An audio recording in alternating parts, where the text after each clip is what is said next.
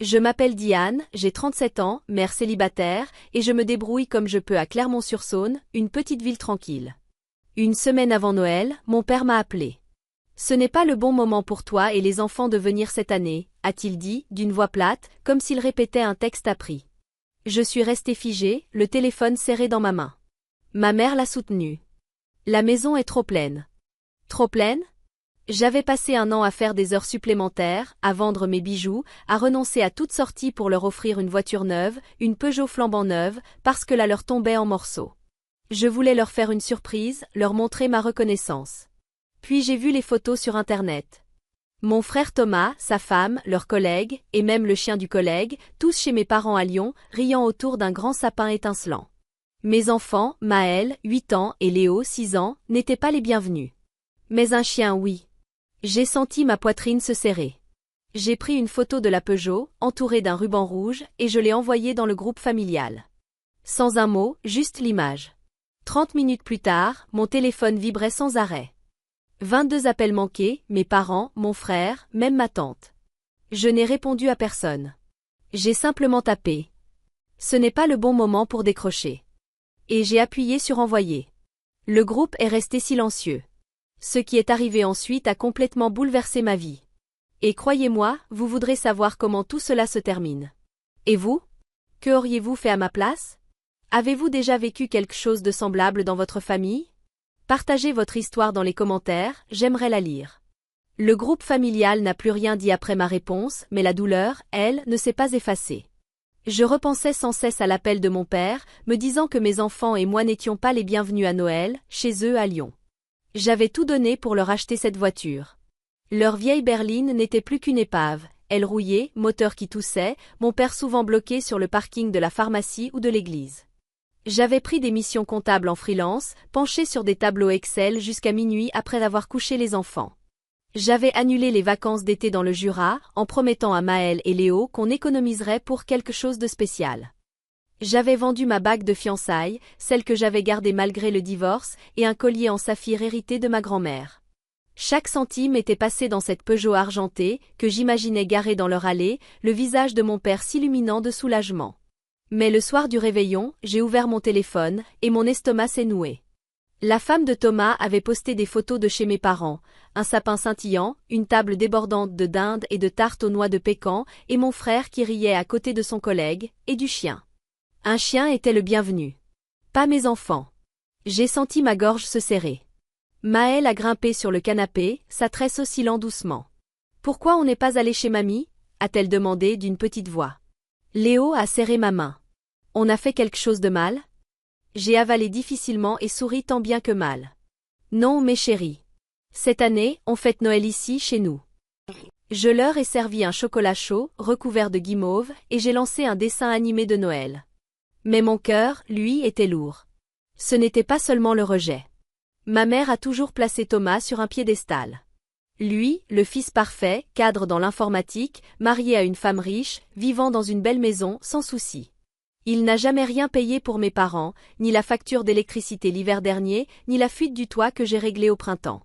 J'ai puisé dans mes économies, renoncé à acheter des chaussures à Léo, pendant que Thomas offrait un autre sac de luxe à sa femme. Ma mère ne cessait de parler de ses promotions, de sa vie parfaite, sans jamais me demander comment j'allais. Et quand je proposais de les aider, elle me disait « Thomas s'en occupe. » Mais il ne s'en occupait jamais. Je leur envoyais quand même de l'argent, pensant que c'est ce que font les filles aimantes. Mais voir ce chien étalé sur le tapis de ma mère pendant que mes enfants, eux, se demandaient pourquoi il ne suffisait pas, ça m'a transpercé. J'ai surveillé le groupe, espérant une excuse, une explication. Rien. Pas un mot de Thomas, ni de ma mère qui avait organisé tout ça. J'ai voulu leur écrire, leur demander pourquoi un chien comptait plus que mes enfants. Mais je ne l'ai pas fait. Maël et Léo avaient besoin de moi, pas de ma colère. Alors j'ai rangé mon téléphone, les ai serrés fort contre moi, et on a regardé notre film de Noël préféré. On a ri devant des bonshommes de neige dansant, mais mon esprit restait bloqué sur ces photos. La Peugeot était toujours là, dans le garage, son nœud rouge comme une moquerie. J'avais tant sacrifié, pensant que ça comptait. Maintenant, j'avais l'impression d'avoir misé sur une famille qui ne voulait plus de nous. Je ne savais pas encore ce que j'allais faire. Mais une chose était sûre. Je ne pouvais plus continuer à me vider pour des gens qui me laissaient vide. 2 jours plus tard, mon téléphone a vibré. J'ai ignoré le message, pensant à un autre tacle du groupe familial. Puis on a frappé à ma porte. C'était mon père. Son manteau couvert de neige, le regard fuyant vers la Peugeot argentée, brillant sous la lumière du Porsche. « C'est pour nous ?» a-t-il demandé, la voix basse, presque hésitante. J'ai hoché la tête, la gorge serrée, et je l'ai fait entrer. Maël et Léo dormaient à l'étage, après une journée à ouvrir leurs quelques cadeaux sous notre petit sapin. Je ne voulais pas qu'ils entendent. Je l'ai assis à la table de la cuisine. L'air était lourd. « Je l'ai acheté pour vous, ai-je dit, la voix ferme mais tremblante. Ta voiture tombe en ruine, papa. Je voulais te faciliter la vie. » Je me suis interrompue, la douleur de son appel revenant me poignarder. Mais ensuite, tu m'as dit qu'il n'y avait pas de place pour nous à Noël. Pas de place pour mes enfants. Mais assez pour Thomas, sa femme, leurs collègues, et même un chien. Ma voix s'est brisée, mais je n'ai pas détourné les yeux. Il a baissé les yeux, jouant nerveusement avec son écharpe. Je voyais la culpabilité dans ses épaules voûtées. « Je ne voulais pas que ça se passe comme ça, a-t-il murmuré. Ta mère, elle a toujours eu un faible pour Thomas. Tu sais comment elle est. » Je me suis penchée en avant, les mains crispées sur le bord de la table. Un faible? Elle a invité le chien d'un inconnu plutôt que mes enfants. J'ai passé un an à m'épuiser pour cette voiture, des nuits entières à mon bureau, à vendre mes bijoux, à renoncer aux vacances pour vous. Et toi, tu l'as laissé nous exclure. Mes yeux me brûlaient, mais je refusais de pleurer. Il a blêmi et murmuré. La femme de Thomas a de l'argent, ta mère pense qu'il s'en sorte mieux. J'ai essayé de la raisonner, mais elle n'a rien voulu entendre. Je me suis levée, faisant les 100 pas dans la petite cuisine, la colère mêlée à une profonde tristesse. Tu as essayé? Papa, tu es mon père. Tu es censé me défendre, défendre Maël et Léo. Pas hocher la tête pendant que maman choisit ses préférés. J'ai désigné le garage. Cette Peugeot, c'était ma façon de montrer que je tenais à vous, même quand vous me traitez comme si je n'existais pas. L'hiver dernier, j'ai payé votre facture d'électricité. Au printemps, j'ai fait réparer votre toit. Thomas, lui, n'a pas levé le petit doigt. Trop occupé à acheter des cadeaux hors de prix à sa femme, pendant que moi je me débattais pour vous aider à tenir debout. Mon père a baissé les yeux. Pendant un instant, j'ai cru qu'il allait dire quelque chose de vrai, quelque chose qui réparait tout ça. Mais il a seulement soupiré. Je suis désolée, Diane. Je ne sais pas comment la faire changer. Je me suis arrêtée net, ma décision soudain claire. Alors, je ne vais plus essayer de vous faire voir les choses. Ma voix s'est glacée. Je ne sacrifierai plus rien pour des gens qui ne nous apprécient pas. Cette voiture, je vais la rapporter au concessionnaire. Je ne ferai plus de cadeaux à une famille qui laisse mes enfants dehors dans le froid. Il a relevé la tête, surpris, la bouche entr'ouverte, prêt à protester. Mais je l'ai coupé. Non, papa. Tu ne peux pas demander pardon maintenant. Tu as choisi le camp de maman. Tu as choisi celui de Thomas. Je me suis avancée vers la porte et l'ai ouverte. Rentre chez toi. Il s'est levé lentement, le visage plein de honte et de lassitude, puis il est sorti dans la neige. Je refermai la porte, tremblante, et m'y suis adossée. Sur le canapé, la peluche en forme de reine de Maël reposait, rappel cruel du Noël que mes enfants méritaient, mais qu'ils n'ont pas eu. Je ne savais pas encore ce qui allait suivre, mais une chose était certaine, je ne pouvais plus porter seule une famille qui ne me portait pas. Une semaine après Noël, le groupe familial s'est rallumé. J'étais dans la cuisine, en train de laver la vaisselle après un petit dîner tranquille avec Maël et Léo, quand mon téléphone s'est mis à vibrer sans arrêt. Je l'ai essuyé, m'attendant à un message d'excuse de mon père, après notre discussion tendue. Mais c'est le nom de ma mère qui est apparu. Elle avait publié sur Facebook une longue tirade publique, accusant sa fille égoïste d'avoir gâché Noël en gardant pour elle une voiture censée appartenir à la famille. La publication montrait leur vieille berline rouillée, garée devant leur maison à Lyon, avec cette légende. Certaines personnes pensent plus à elles-mêmes qu'à leurs parents. Mon cœur s'est emballé. Elle avait tout déformé, me faisant passer pour une ingrate. Comme si j'avais gardé la Peugeot par rancune, et non parce qu'ils avaient exclu mes enfants du réveillon. J'ai défilé les commentaires, chacun un coup de couteau. Ma tante Denise a écrit. Franchement, Diane, tu devrais avoir honte de priver tes parents d'une voiture alors qu'ils galèrent. Puis Evelyne, l'amie de ma mère, a ajouté. Toujours à penser à toi-même, jamais à ta famille. Des inconnus ont liké, postant des émojis de mains jointes et des messages du genre. Si triste quand les enfants tournent le dos à leurs parents. J'ai serré mon téléphone si fort que mes jointures ont blanchi. Il ne s'était pas contenté de nous exclure, il me faisait passer pour la méchante. La femme de Thomas a partagé le post avec un emoji qui pleure, et Thomas, comme toujours, a simplement liké. Mon propre frère, silencieux, laissant ce mensonge s'étendre. Je suis restée assise sur le canapé, le regard fixé sur l'écran, la colère bouillonnant en moi. Maëlle dessinait à la table, fredonnant un air de Noël, inconsciente de la tempête numérique autour de nous. Léo jouait à l'étage avec son nouveau camion. Je ne pouvais pas les laisser voir ça. Ils ne devaient pas savoir que leur grand-mère salissait le nom de leur mère. Mais les mots me blessaient, égoïste, ingrate, sans cœur. Moi, celle qui avait payé leur électricité, réparé leur toit, sacrifié des nuits de sommeil, les vacances de mes enfants et le collier de ma grand-mère, tout ça pour les aider. Et maintenant, j'étais la méchante. J'ai ouvert le groupe familial, où Denise et Evelyne avaient continué leurs attaques en privé. Tu brises le cœur de tes parents, Diane. Cette voiture était leur bouée de sauvetage. Tu as toujours été têtue, mais là tu dépasses les bornes. J'avais envie de hurler, d'écrire un roman entier pour dénoncer leur hypocrisie. Ma mère avait invité un chien à Noël, mais pas mes enfants. Thomas n'avait jamais versé un centime pour nos parents, et c'est moi qu'on traitait de sans cœur. Mes doigts ont flotté au-dessus du clavier, mais je me suis arrêtée. Les mots ne changeraient rien. Ils les détourneraient encore. Alors j'ai pris une décision. Le lendemain matin, j'ai conduit la Peugeot jusqu'à la concession de Clermont-sur-Saône, le nœud rouge toujours attaché sur le capot. Le vendeur, Marc, a levé un sourcil en me voyant arriver. « Vous avez changé d'avis » a-t-il demandé. J'ai hoché la tête, la mâchoire serrée. Oui, ce n'est pas le bon moment. Il m'a expliqué la procédure de retour, la pénalité de 3 000 €. J'ai tressailli, mais j'ai signé les papiers. Cet argent représentait la moitié de mes économies, mais garder la voiture aurait été comme retenir un mensonge, le mensonge que ma famille tenait à moi. Marc m'a remis le reçu que j'ai glissé dans mon sac. Et, pour la première fois depuis longtemps, j'ai ressenti un mélange étrange de perte et de soulagement. De retour à la maison, je me suis assise à mon bureau, les enfants à l'école. J'ai ouvert le groupe familial, le cœur battant mais l'esprit calme. J'ai pris en photo le reçu, les 3 000 € de frais inscrits noir sur blanc, et je l'ai envoyé avec une seule phrase. Ceci est mon cadeau à moi-même. Pas d'explication, pas de justification. Juste la vérité. Le silence est retombé. Pas un mot de ma mère, de Thomas, de Denise, ni d'Evelyne. Je me suis laissée aller contre le dossier de ma chaise.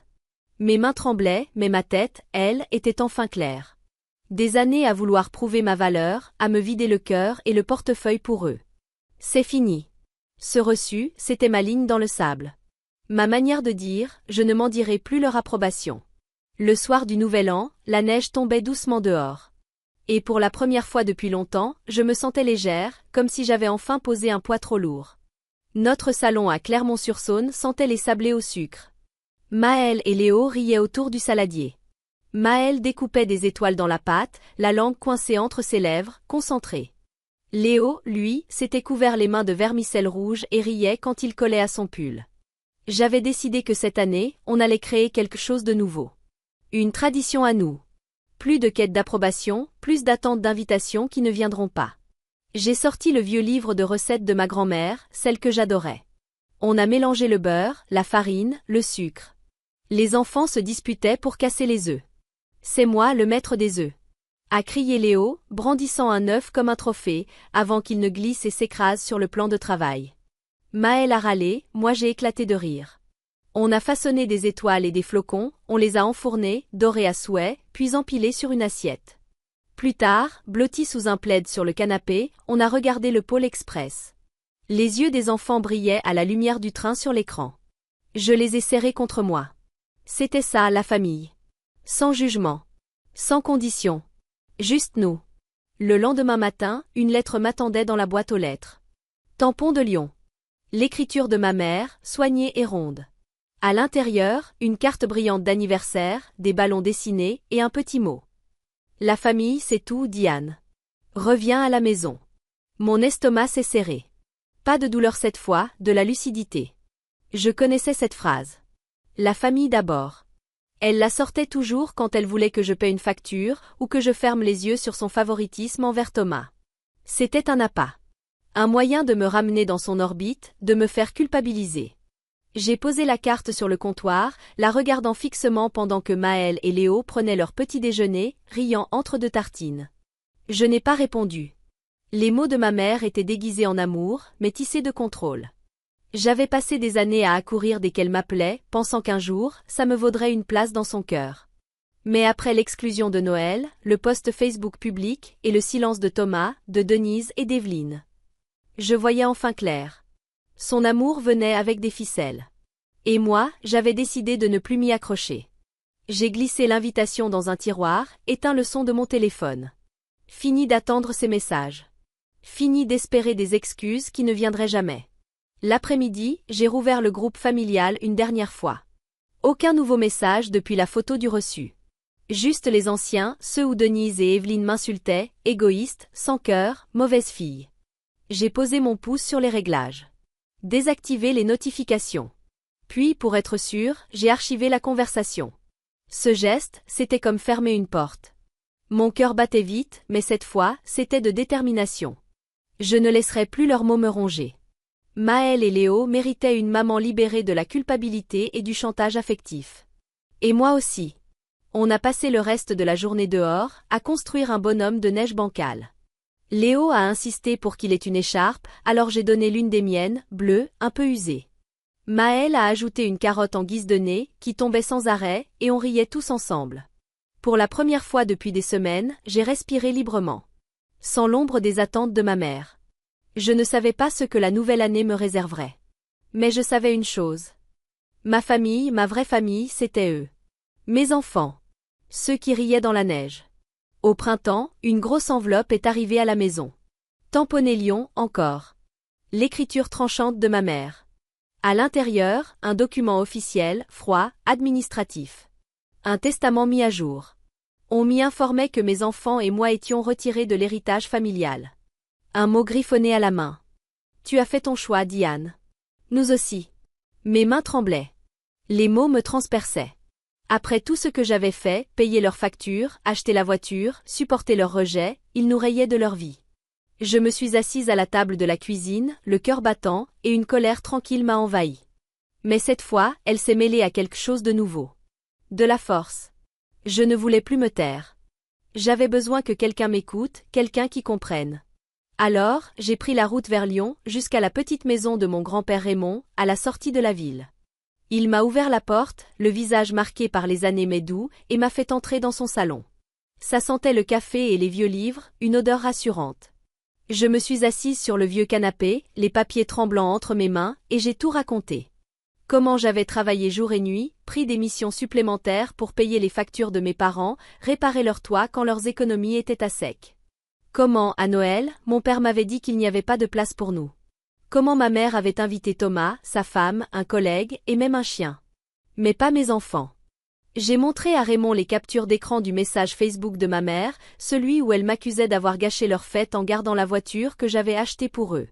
Je lui ai raconté comment Denise et Evelyne avaient renchéri, me traitant d'égoïste, et comment j'avais payé 3000 € pour rendre la Peugeot, juste pour les faire taire. Raymond m'écoutait, les yeux plissés sans m'interrompre.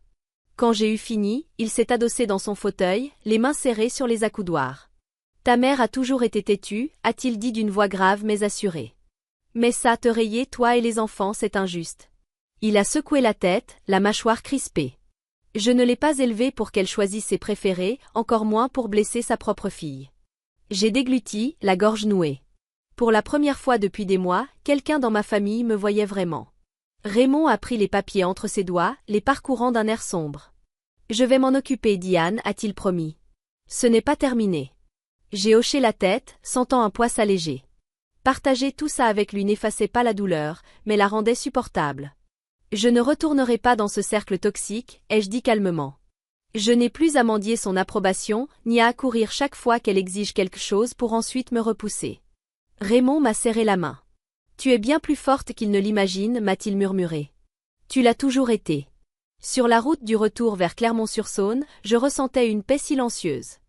La décision de ma mère de nous exclure faisait mal, mais elle me libérait aussi. Je n'étais plus enchaînée à ses attentes, à ses manipulations, ni à son favoritisme pour Thomas. Sur le siège passager, là où reposaient les papiers légaux, il ne restait plus rien. Et c'était très bien ainsi. Mes enfants et moi étions en train de construire quelque chose de nouveau, de vrai. Et aucun document au monde ne pourrait nous l'enlever. L'été est arrivé, et tout a changé. Un soir, dans notre jardin à Clermont-sur-Saône, je regardais Maëlle et Léo courir après les lucioles quand mon téléphone a sonné. C'était Raymond. Sa voix était posée, mais chaleureuse. « Diane, j'ai refait mon testament, m'a-t-il dit. Ma maison, mon terrain, tout ira à toi, Maëlle et Léo. » Je suis restée figée, le cœur battant. Il m'a expliqué qu'il avait vu son notaire à Lyon, s'assurant que sa petite propriété et ses économies nous reviendraient, pas à ma mère ni à Thomas. « Tu as toujours été là pour cette famille, a-t-il dit, la voix ferme. Il est temps que quelqu'un te rende justice. » Les larmes me sont montées aux yeux. Pour une fois, quelqu'un dans ma famille me choisissait, sans condition, sans chantage. Le lendemain matin, mon téléphone s'est mis à vibrer. Encore une publication de ma mère sur Facebook, un long texte venimeux m'accusant d'être cupide et d'avoir manipulé Raymond. Thomas l'avait partagé, ajoutant son commentaire. Certaines personnes sont prêtes à tout pour de l'argent, même à détruire leur famille. Les mots piquaient, mais pas comme avant. Je m'y attendais. Leur besoin de contrôler le récit, de me faire passer pour la méchante, ne me surprenait plus.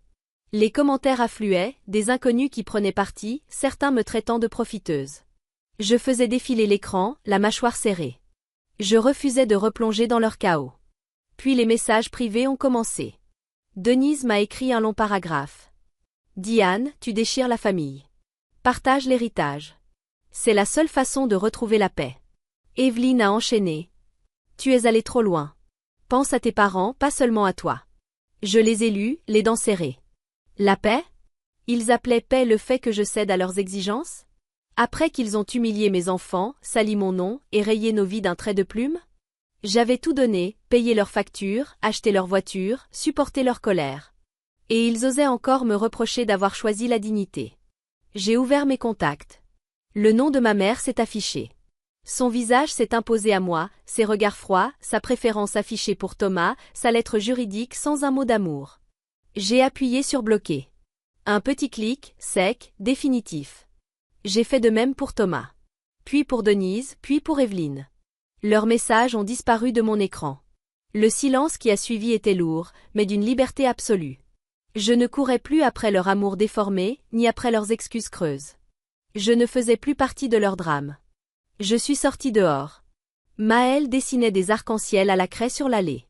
Léo creusait dans la terre, concentré, heureux. Ils ont levé la tête en me voyant, le sourire aux lèvres, ignorant de la tempête que je venais de laisser derrière moi. Je les ai regardés, le cœur gonflé de reconnaissance. Des années à vouloir prouver ma valeur à des gens qui refusaient de la voir.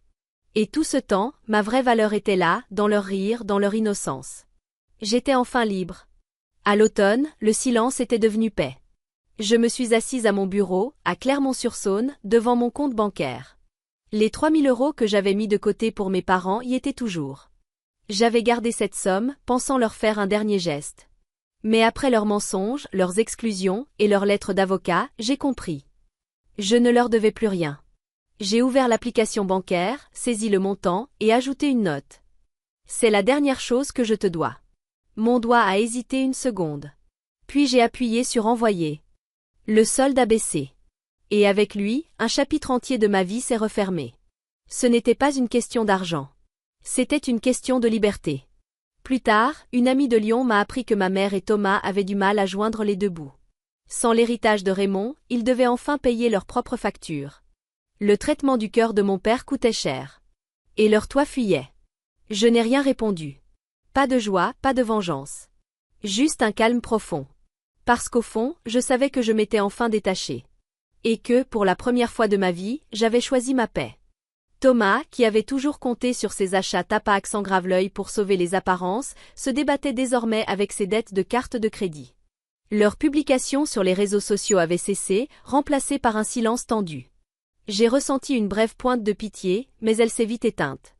Ils avaient fait leur choix, tout comme moi, j'avais fait les miens. Pendant ce temps, Maëlle, Léo et moi construisions notre propre bonheur. Le week-end, on allait au parc de la Rivière-Claire, juste à la sortie de Clermont-sur-Saône. Maëlle y défiait Léo à la balançoire, riant à s'en décrocher la voix, tandis qu'il la poussait de toutes ses forces pour la faire voler plus haut. Leur rire résonnait sous le ciel doré de fin d'après-midi. À la maison, nos soirées s'écrivaient en petits bonheurs simples.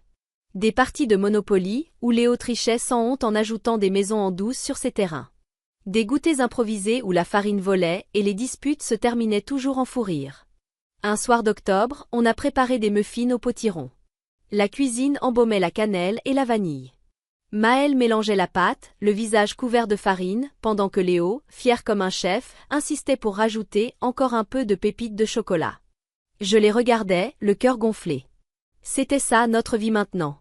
Pas parfaite, mais paisible. Vrai. Remplie de rires et de petites choses qu'on ne remplace par aucun héritage.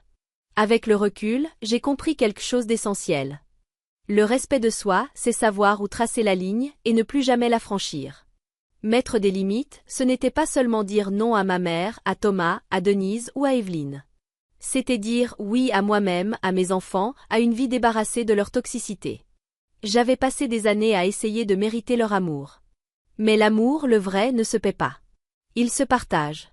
Couper les ponts, rendre cette voiture, envoyer ce dernier virement, choisir la paix. C'était ma façon de protéger ce qu'il me restait de plus précieux. Ma tranquillité et l'enfance de mes enfants. Merci d'avoir suivi mon histoire. Et vous, qu'auriez-vous fait à ma place? Dites-le moi en commentaire. Je lirai vos mots, comme on lit une fin qui ouvre enfin sur un nouveau départ. Diane.